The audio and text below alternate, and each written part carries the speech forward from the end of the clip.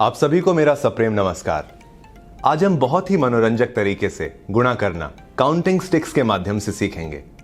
इसका उद्देश्य बहुत ही सरल तरीके से गुणा के बारे में सीखना है।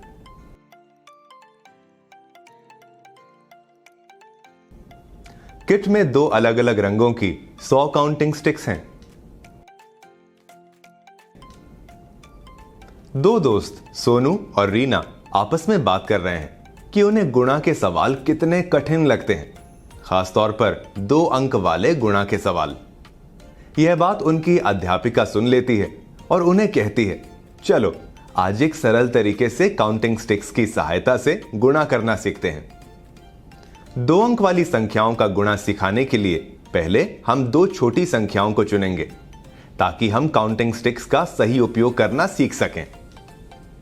इसके लिए हमें कोई भी 2 संख्याएं चुननी होंगी जिन्हें हम गुणा करना चाहते हैं। मान लीजिए 4 और 5 को गुणा करना है। इसके लिए हम इन काउंटिंग स्टिक्स को कुछ इस प्रकार यहां पर रखेंगे।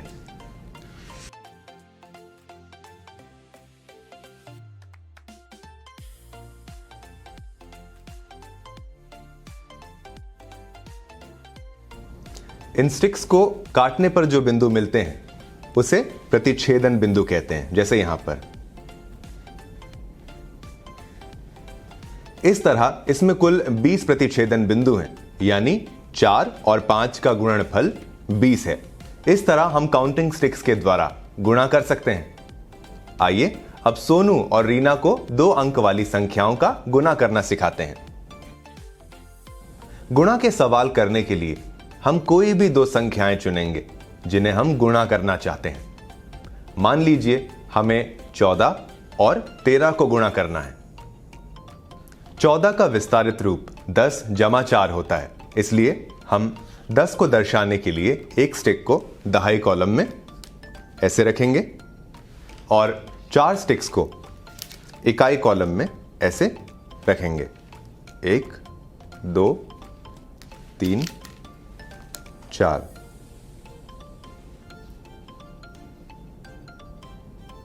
इस तरह से। इसी तरह 13 का विस्तारित रूप 10 जमा 3 होता है, इसलिए हम 10 को दर्शाने के लिए एक स्टिक को दहाई कॉलम में इस तरीके से रखेंगे और 3 स्टिक्स को इकाई कॉलम में इस प्रकार ऐसे रखेंगे। 1 2 3। अब गुणा करने के लिए हम इन सभी स्टिक्स के बीच के प्रतिच्छेदन बिंदु को जोड़ेंगे जो यहां पर बन रहे हैं। इस प्रतिच्छेदन बिंदु का मान यहां पर कितना होगा? 100 होगा, क्योंकि 1 दहाई गुणा 1 दहाई बराबर 100। इस प्रकार से। इसी तरह इस प्रतिच्छेदन बिंदु का मान 10 होगा, क्योंकि 1 दहाई गुणा 1 इकाई बराबर 10। इसी तरह यहां पर 3 प्रतिच्छेदन बिंदु हैं जिनका कुल मान हुआ कितना? 30। इसी तरह इस प्रतिच्छेदन बिंदु का मान कितना होगा? 10 होगा, क्योंकि 1 इकाई गुणा 1 दहाई बराबर 10। इसी तरह यहां 4 प्रतिच्छेदन बिंदु हैं जिनका कुल मान हुआ 40।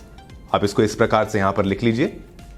इस प्रतिच्छेदन बिंदु का मान कितना होगा? 1, क्योंकि 1 इकाई गुणा 1 इकाई बराबर 1। इसी तरह यहां पर कुल कितने प्रतिच्छेदन बिंदु हैं? 12 प्रतिच्छेदन बिंदु, जिनका कुल मान होगा 12। इसको भी आप इस प्रकार यहां पर लिख लीजिए।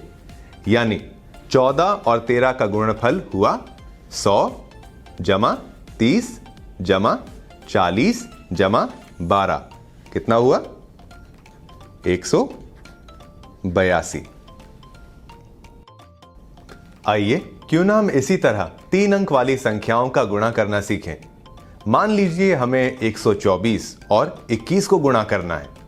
124 का विस्तारित रूप 100 जमा 20 जमा 4 होता है, इसलिए हम 100 को दर्शाने के लिए एक स्टिक को सैकड़ा कॉलम में रखेंगे इस प्रकार से, और 20 को दर्शाने के लिए 2 स्टिक्स को ऐसे हम दहाई कॉलम में यहां रखेंगे।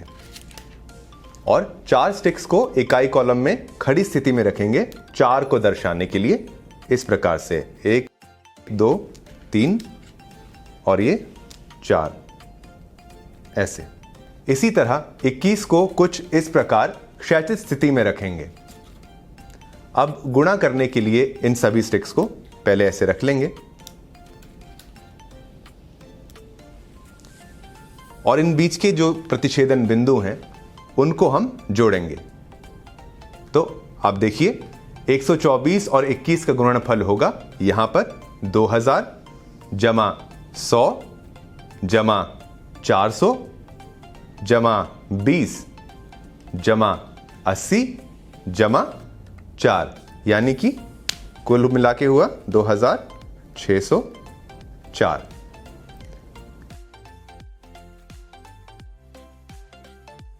इस तरह सोनू और रीना काउंटिंग स्टिक्स के द्वारा 2 अंक ही नहीं बल्कि 3 अंकों वाली संख्याओं का गुणा बहुत ही सरलता से सीख गए। उसी तरह आप भी काउंटिंग स्टिक्स को अपनी कक्षा में इस्तेमाल करके बच्चों को बहुत ही सरलता और मनोरंजक तरीके से गुणा के सवाल सिखाएं। धन्यवाद।